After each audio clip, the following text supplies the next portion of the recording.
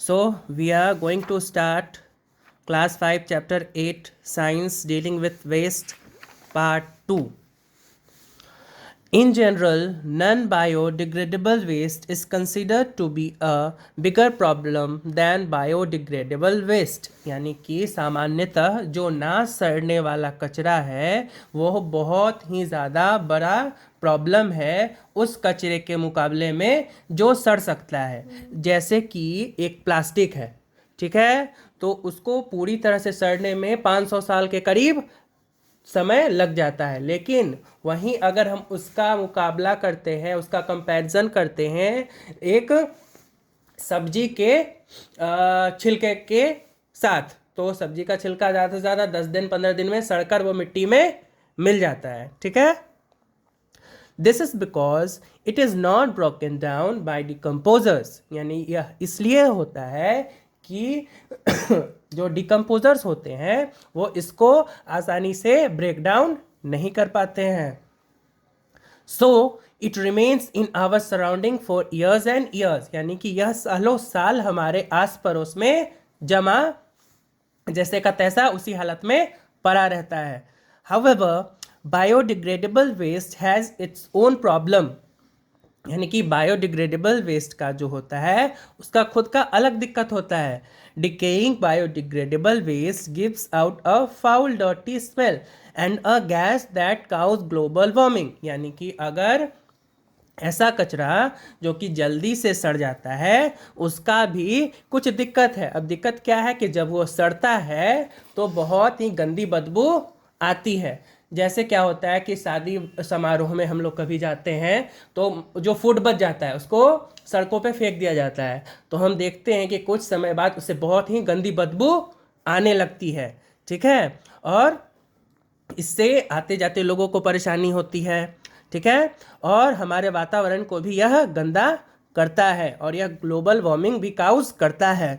It causes soil and water pollution too, यानी कि यह मिट्टी को खराब करता है और पानी को भी दूषित करता है।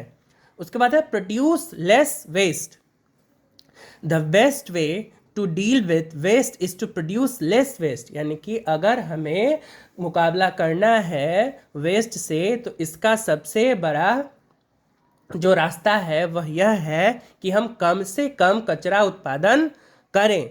There are 3 ways of cutting down on waste, यानी कि 3 मुख्य तरीके हैं जिनको कि हम उपयोग में लाकर वेस्ट को कम कर सकते हैं। कौन कौन है वो तरीके? रिड्यूस, रीयूज एंड रिसाइकल, ठीक है, यानी कि सबसे पहले तो कचरा कम करो, उसके बाद अगर वो रीयूज करने लायक है तो उसको रीयूज करो, ठीक है, और अगर वो रिसाइकल हो सकता है तो उसको वापस से नया बनाकर रिसाइकल किया जा सकता है और उसको प्रयोग में लाया जा सकता है। These ways are often called the 3 R's of waste management, और इसे कहा जाता है 3 R's ऑफ वेस्ट मैनेजमेंट। उसके बाद हम लोग पढ़ेंगे reduce. The less things you use the less waste you will produce, यानी कि अगर आप कम चीज़ों का प्रयोग करते हो तो आप कम वेस्ट उत्पादन करोगे।